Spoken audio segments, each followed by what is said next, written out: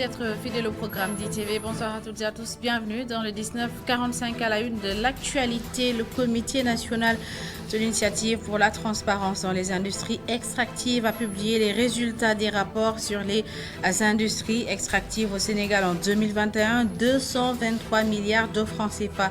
La contribution du secteur extractif aux recettes fiscales. 206 milliards participent au budget. Une hausse de près de 39 milliards des recettes du secteur extractif a été enregistrée. Les résultats, conclusions et recommandations de ce rapport à suivre. Le Conseil pour l'observation des règles d'éthique et de déontologie a organisé une rencontre d'échange et de partage avec les journalistes sur le traitement professionnel des informations relevant du secret défense et du secret de l'instruction. Une question plus que d'actualité et d'importance avec l'arrestation du journaliste Pape Alé Niang. Un traitement professionnel et responsable de ce type d'information, la consigne de ce cas d'école. Coup de projecteur sur l'écologie à l'école, l'enseignement. Ce concept ne fait pas partie du programme scolaire, mais dans certains établissements, les enseignants tiennent à y initier leurs élèves. Constat dans I éclair ce soir au lycée Amadou Ndatsek de Thiès, à suivre tout à l'heure. Et puis cette année, en Coupe du Monde, les équipes africaines ont fait des performances inédites. Toutes les équipes africaines ont eu au moins une victoire dans cette Coupe du Monde. Toutes étaient également coachées par des entraîneurs africains. Dans ce journal, on fera le bilan de la participation de ces 5 entraîneurs africains au Mondial 2022. Ce sera en fin d'édition. Voilà pour les titres. Tout de suite, des développements.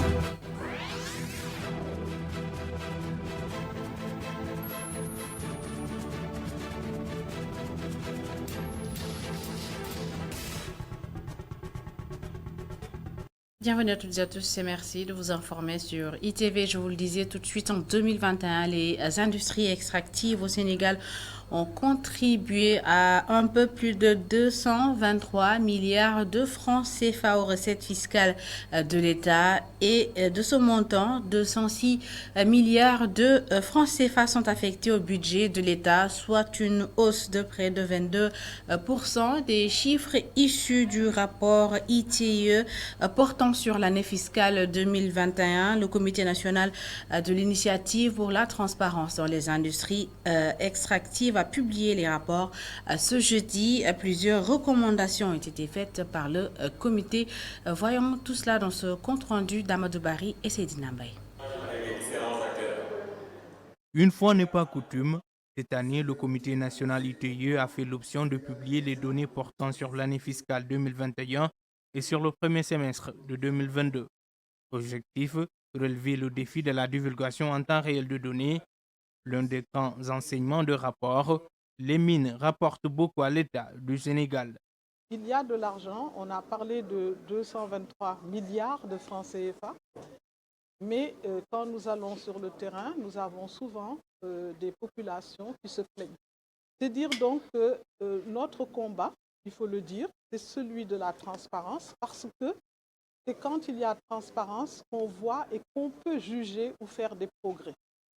Cependant, le document préconise des réformes pour une meilleure inclusion de tous les acteurs du secteur. Parce que le rapport fait des recommandations et est proposé, présenté aux plus hautes autorités de notre pays. Mais ce que nous avons remarqué, c'est qu'il y a encore 95%, ce sont des nationaux. Mais les 5% sont des expatriés. Et on se rend compte qu'ils sont surtout au niveau des cadres. Donc c'est là-bas aussi où on paie le plus. D'autres défis à relever préconisant, c'est une meilleure prise en charge du volet environnemental et la responsabilité sociétale d'entreprises dans les industries minières. Parce que quand on a une mine, on fait, comme on dit, des dégâts, et donc il faut réhabiliter tout cela. Mais ce que nous voyons, c'est que c'est insuffisant. Ce que nous voyons aussi, c'est que la part qui va à la responsabilité sociétale est aussi insuffisante. Donc nous lançons un appel. D'autres pistes de solutions dans les industries extractives recommandées, c'est une meilleure redistribution de richesses en faveur des entreprises locales qui s'activent dans la filière. Et autant le secteur minier génère de l'argent, autant autant les populations impactées par son exploitation sont pauvres. La coalition a publié ce que vos pays qui militent pour la transparence dans le secteur minier exigent une meilleure redistribution des richesses issues de ce secteur. Écoutons Cheikh Tidiane Cissé, vice-président de la coalition. De l'initiative pour la transparence des industries extractives, dont nous sommes membres parce que la coalition Ce que vous payez est membre du comité national de l'ITIE à travers donc le groupe multipartite. Et là également, nous avons joué un rôle important dans l'élaboration du rapport parce que nous avons participé à son élaboration et à sa validation. Mais nous avons constaté aussi qu'il y a des recettes. Les recettes augmentent d'année en année. Mais ce qui est regrettable, c'est quoi? C'est que pour chaque année, les recettes augmentent, mais on ne sent pas les impacts dans les communautés impactées. Et c'est là où véritablement, nous, la coalition Plus Ce que vous payez, nous portons en tout cas notre discours envers ces recommandations-là. C'est-à-dire, aujourd'hui, les paiements sociaux, ça sert à quoi, les paiements sociaux? C'est vrai, il y a des entreprises qui font des efforts, mais ça reste beaucoup parce qu'il y a un écart, un fossé entre les recettes tirées de ces industries extractives et l'investissement dans les secteurs sociaux de base comme l'éducation, la santé. Et pas plus tard qu'avant-hier, nous avons véritablement constaté, remarqué qu'il y a les populations qui sont en train d'être déplacées. Et pourquoi? Parce qu'il y a de l'or qui est là et l'exploitation doit se faire. Donc, mais avant de programmer le déplacement des communautés, je pense qu'il faut d'abord régler la question de l'indemnisation de ces communautés-là. Traitement professionnel des informations relevant du secret défense et du secret de l'instruction. Le Conseil pour l'observation des règles d'éthique et de déontologie outille les journalistes. Le CORED a organisé un cas d'école sur la question pour permettre aux journalistes de faire un traitement professionnel et responsable des informations relevant du secret défense et du secret de l'instruction. Khadija Diouf et Barasso. Le droit du public à l'information à l'épreuve du secret de défense. Le CORED, à l'initiative de cette réflexion, veut promouvoir le professionnalisme et la responsabilité dans l'exercice du journalisme au Sénégal. La vérité ne doit pas amener un journaliste en prison, précise d'emblée ce journaliste d'investigation. Pas amener le journaliste en prison. Parce que c'est cette vérité qui distille les yeux de l'opinion du peuple pour lequel les dirigeants ont été élus pour exécuter des politiques et des programmes. Pour cet enseignant en droit public de la presse, il faut savoir faire la différence entre le disciple et l'indicible. Toute chose n'est pas bonne à dire, ça c'est la première règle. Il y a la loi 2008-12 portant sur les données à caractère personnel. Le journaliste est tenu au secret professionnel. Il a l'obligation, dans le cadre de son travail, de respecter tout ce qui est considéré comme étant à ne pas dire. Le directeur de l'information et des relations publiques des armées intervenait dans ce cas d'école. Le colonel Moussa Koulibaly a beaucoup insisté sur l'article 5 du Code de la presse. Toute information ne peut être rendue publique lorsque cette information-là peut mettre en péril la sécurité nationale ou de manière plus simple la sécurité des opérations. Donc pour cette raison-là, il y a des niveaux de classification. Je l'ai dit tout à l'heure, donc cela va du très secret au secret ou au confidentiel. Quel traitement professionnel pour les informations qualifiées secret défense? Il n'y a pas de traitement particulier de l'information, qu'elle soit dite sensible, secrète, secret d'État, secret de défense, ou ce qu'on appelle disons, les chiens écrasés. C'est la vérification. On vérifie ce fait-là.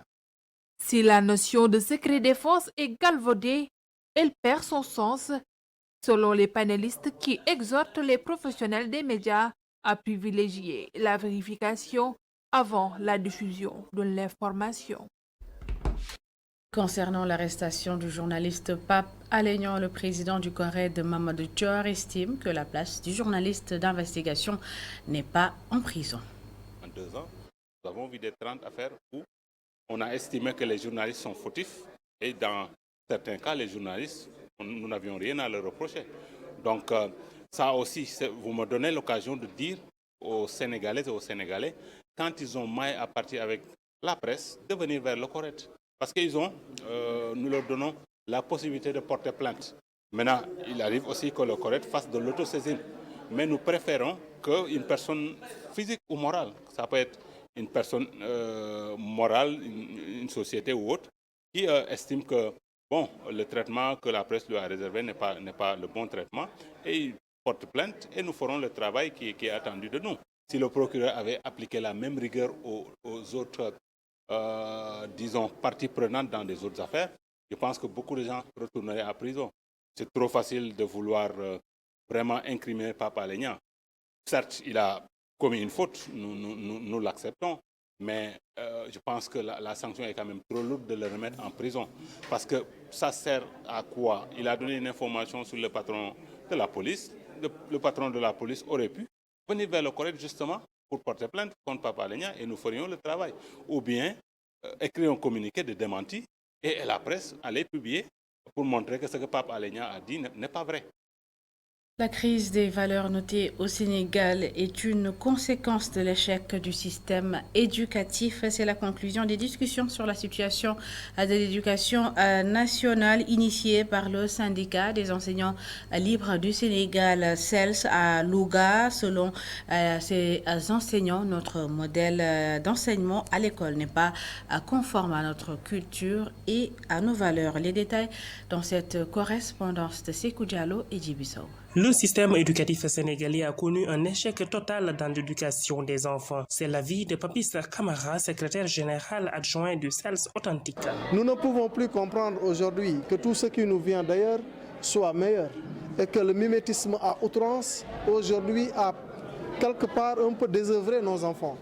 Et dans un contexte aujourd'hui de déperdition des mœurs, dans un contexte où on parle d'homosexualité, de bisexualité, de lesbianisme, des choses qui nous viennent ailleurs et qui ne sont pas conformes à nos comportements, à nos valeurs. Donc il est important de se poser ces questions-là, de voir est-ce que ce qu'on a emprunté aujourd'hui a porté ses fruits?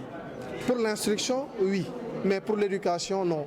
C'est un grand échec. L'enseignement arabo-islamique est la meilleure issue possible pour apporter une solution à ce problème. Aller vers une prospection où on va véritablement changer de curricula à partir de nos sources, de nos valeurs, de nos religions, de notre approche. Donc je veux dire de l'enseignement arabo-islamique au Sénégal pour véritablement refaire le comportement de nos enfants. Pour ce faire, l'État doit respecter un certain nombre de paramètres. Harmoniser et valoriser. C'est ça l'appel véritablement du fond du cœur, harmoniser et valoriser l'enseignement arabo-islamique au Sénégal. Et à Matam, le ministère de la formation professionnelle, de l'apprentissage et de l'insertion a organisé pour les jeunes diplômés de la région une matinée dédiée à l'insertion professionnelle organisée en partenariat avec la coopération luxembourgeoise. L'objectif de cette rencontre est d'aider les jeunes à trouver des opportunités d'emploi. Plusieurs bourses de stage ont d'ailleurs été octroyées. Les détails avec notre correspondant à Matam, Amadou Mardialo. Faciliter et accompagner l'insertion professionnelle des formés et des diplômés dans la région de Matam fait partie des objectifs clés du ministère de la formation professionnelle, de l'apprentissage et de l'insertion. C'est dans ce cadre qu'une matinée de l'insertion a été organisée en partenariat avec la coopération luxembourgeoise. Le président de la République ne s'est pas arrêté à Dakar. Il a voulu que l'emploi des jeunes soit une réalité au niveau des territoires. Et de là, aujourd'hui, pour preuve, nous avons dans les 46 départements les pôles emploi. Et ces pôles emploi regroupent les structures qui offrent de l'emploi ou de la formation aux jeunes. Et qui dit formation, dit insertion. La direction de l'insertion, à travers son directeur, Abdourahmane Ly, suggère aux jeunes d'être acteurs de leur insertion tout en osant langue. L'objectif est d'informer les jeunes sur les opportunités d'insertion, créant notamment la rencontre entre l'offre et la demande. Je dis à chaque fois aux jeunes, allez vers l'information, soyez les premiers acteurs de votre insertion. et osez l'entrepreneuriat. Appropriez-vous des dispositifs d'insertion mis en place par le président de la République, notamment le pôle emploi entrepreneuriat des jeunes. Au sortir de cette rencontre, la direction de l'insertion a octroyé une 50aine de bourses de stage aux jeunes formés et diplômés de la Afrique, lève-toi et marche, c'est le titre du livre du cardinal Théodore Adrien Sarr, le religieux en retraite volontaire depuis plusieurs années, abordé dans son livre La pauvreté dans le continent africain, les défis pour l'Afrique et la place de l'homme noir dans le monde. La cérémonie de dédicace a eu lieu hier mercredi. Paul Dacosta. Parole et silence. Le cardinal Théodore Adrien Sarr a décidé, après plusieurs années de retraite, d'inverser cet ordre. Il sort du silence et prend la parole. Afrique, lève-toi et marche. C'est ensemble avec M. Picard que nous avons retenu cet appel comme titre de notre ouvrage. Mais pourquoi? Nous l'avons d'abord retenu comme un écho de l'appel lancé dans leur message final par les participants au deuxième synode africain de 2009. À l'image du dialogue de Jésus-Christ et le paralytique dans l'évangile de Jean, les cardinals et Yohan Picard, le co-auteur, ont annoncé leur bonne nouvelle dans les 345 pages que compte ce livre. Le titre « Afrique, lève-toi et marche » concentre mes réflexions et préoccupations sur le sort de l'homme noir en Afrique et dans le monde, en même temps que mon grand vœu d'en voir la disparition définitive de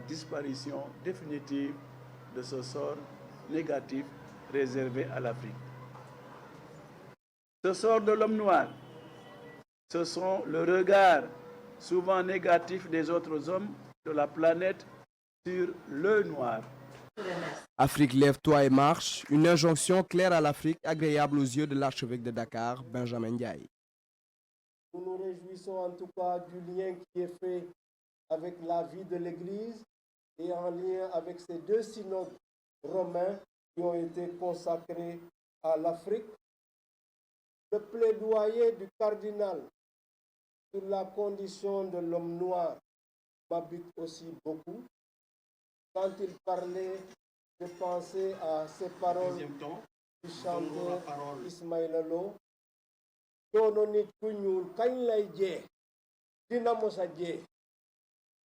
Culture africaine, défi du continent noir, dialogue avec l'islam, les religions traditionnelles, l'Église en Afrique et dans le monde, hier, aujourd'hui et demain, les rapports entre la civilisation occidentale et l'Afrique sont entre autres les thèmes abordés dans ce livre mémoire. Nous bénisse, nous protège et nous garde, le Père, le Fils et le Saint-Esprit.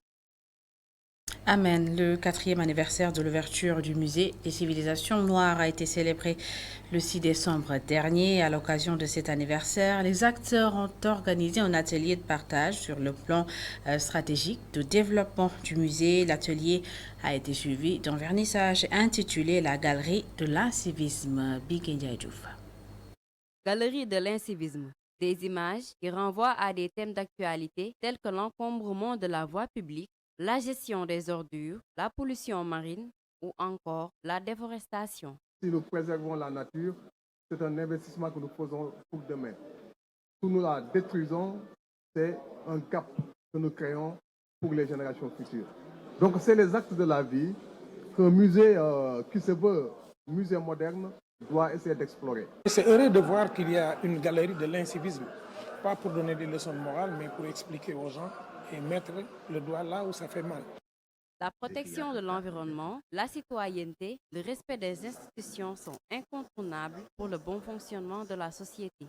La morale et le bon sens semblent piétiner à chaque instant dans des sphères aussi diverses que l'environnement, le cadre de vie, les routes et les espaces publics. Le phénomène est d'autant plus alarmant qu'il se manifeste même au niveau des espaces d'éducation et de formation à la citoyenneté, ou plus encore, au sein même d'institutions aussi prestigieuses que la représentation parlementaire. Pour vaincre l'incivisme, le professeur Massamba Gueye insiste sur l'importance d'une bonne éducation. Mais les actes inciviques continuent à persister parce qu'il y a un défaut d'éducation. Tout est lié à l'éducation. Tout est lié à l'exemplarité des adultes. Si les adultes donnent des modèles aux enfants, les enfants prennent ces modèles-là. La droiture, la sincérité, le respect de l'autre et la solidarité sont autant de comportements hérités de notre histoire pour cimenter la cohésion sociale. Le vernissage de l'exposition est une forme de sensibilisation sur de nombreux fléaux qui gangrènent notre époque, mais aussi une incitation à la protection de l'environnement, au respect d'autrui et au renforcement de la cohésion sociale. La Coupe du monde de football 2022 s'est terminée le 18 décembre 2022 et en atteignant les demi-finales pour cette édition, le Maroc a brisé ce qui constitue un plafond de verre pour les équipes africaines en Coupe du monde. L'équipe du Maroc a été coachée et menée en demi-finale par un entraîneur africain à l'image de toutes les 5 autres équipes africaines ayant participé à cette Coupe du Monde. Quel est le bilan de la participation de ces 5 entraîneurs africains à la Coupe du Monde Qatar 2022? Tentative de réponse avec Serine Kakou Aïdara. Aliou Cissé avec le Sénégal, Walid Regragui du Maroc, Jalel Kadri de la Tunisie, Rigobert Song pour le Cameroun et Ato Ado sur les bancs du Ghana. 5 sélectionneurs africains à la tête d'équipe africaine dans une phase finale de Coupe du Monde. Une première dans l'histoire. Une première qui en cache beaucoup d'autres. C'est la première fois que l'Afrique atteint le carré d'as d'une Coupe du Monde avec les Lions de l'Atlas sous l'impulsion d'un sélectionneur local qui s'est créé une véritable identité. Le Maroc a fini premier de sa poule devant le vice-champion du monde et 3e de la précédente édition. C'est la seule nation africaine à avoir fini premier de sa poule en Coupe du Monde, à côté du Nigeria qui l'avait fait en 1994 et 1998. Le duo marocain-sénégalais donne à l'Afrique une double qualification pour les 8e de finale, égalant la performance de 2014 avec le Ghana et le Nigeria. Dans cette Coupe du Monde Qatar 2022, toutes les sélections africaines ont empoché minimum 3 points, étant victorieuses au moins une fois dans la compétition. Une grande première. Une spirale de performances inédites avec un seul dénominateur commun, tous les sélectionneurs sont africains, ce qui signe sans doute la fin du mythe sorcier blanc.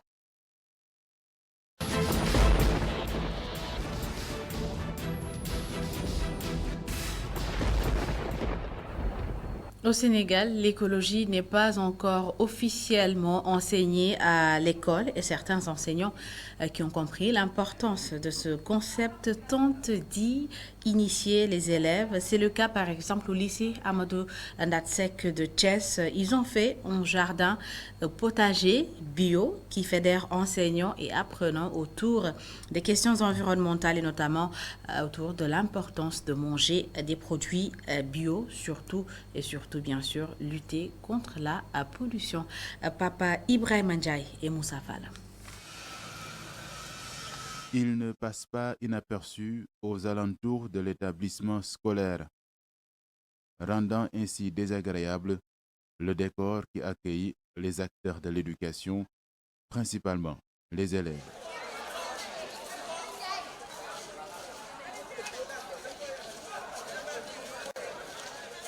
Justement pour conscientiser les élèves sur le danger écologique que constituent les déchets, surtout plastiques, le professeur Hassim Nam a mis sur pied l'Association pour le développement des espaces botaniques et de base. Au cœur du projet depuis 2015, la terre, l'agroécologie comme moyen d'éducation environnementale.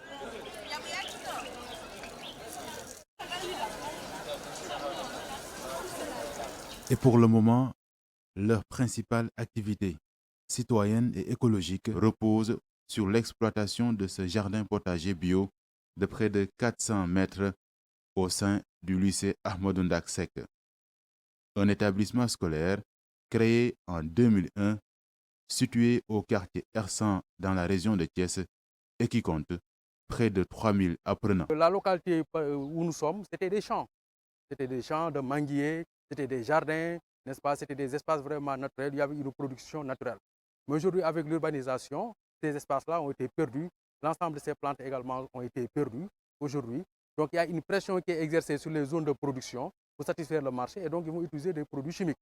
Donc l'enjeu ici, c'est d'avoir un petit espace potager, petit jardin potager chez soi, mais également d'avoir de petits espaces encloisonnés ici au niveau des différents établissements. Et comme ça, on pourrait relancer, n'est-ce pas, ces produits-là et développer le label bio, n'est-ce pas, dans la production agricole dans la localité. Dans ce jardin, les élèves cultivent, en fonction de la saison, plusieurs variétés de menthe, de citron, de tomates, de mangue, de papaye, entre autres produits. Au moment de la récolte, un comité de vente est mis sur pied pour permettre aux élèves, aux professeurs et même aux parents de pouvoir en acheter.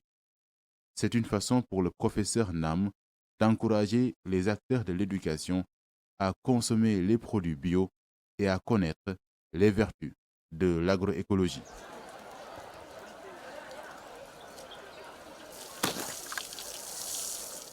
Il y a un rôle de conscientisation à mener, non seulement au niveau de l'école, concernant les nouveaux arrivants, les élèves de seconde qui arrivent, avec d'autres comportements, ils ne savent pas ce qui se passe ici.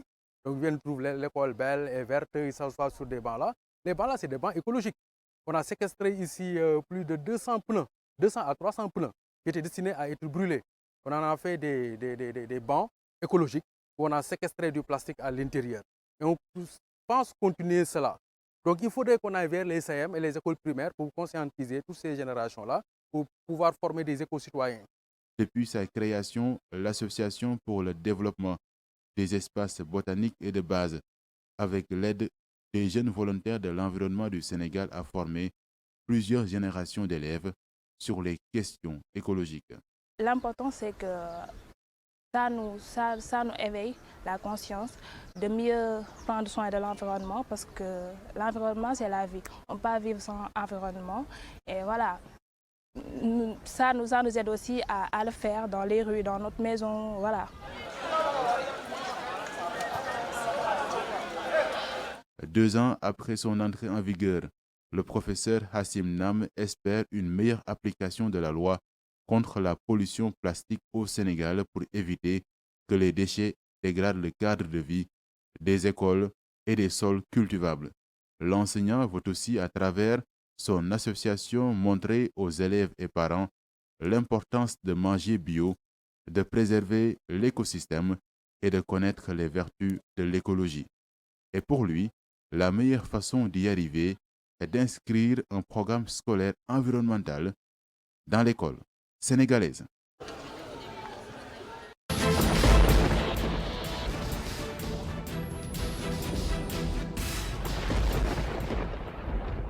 Et c'est la fin de cette édition. Merci à toutes et à tous de l'avoir suivi. Merci de votre fidélité. L'information continue sur notre site internet www.emedia.sn. Demain vendredi, retrouvez Awodio pour le 19:45. Bonne suite des programmes.